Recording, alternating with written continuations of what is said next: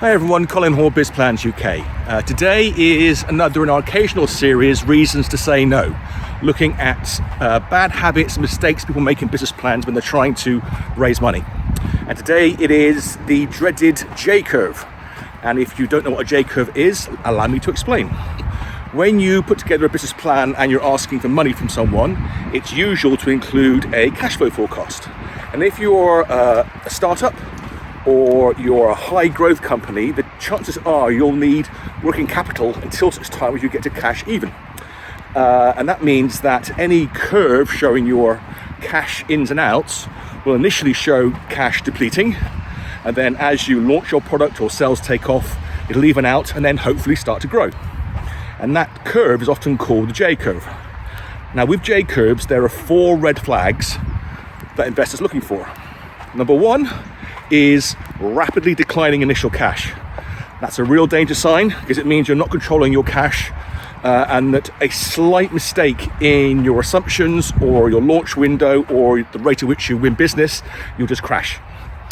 Number 2 is the speed that curve changes direction. It's very unlikely that you'll suddenly have a stratospheric success and go from nothing to being the most popular product in your category, and therefore a rapid change from negative cash flow to positive cash flow is in most instances unlikely.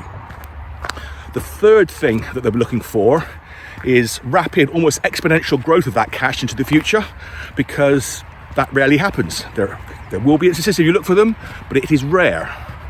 And the fourth thing they'll look for is whether or not the inflection point of your curve gets close to zero cash, i.e. you've run out of money.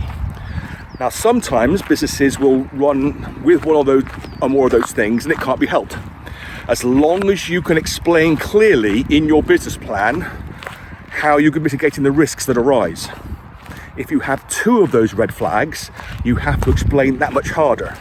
If you have all 4, then you're going to need a very, very, very optimistic investor to invest in you. So that's a tip for today regarding reasons to say no. Avoid the dreaded J-curve.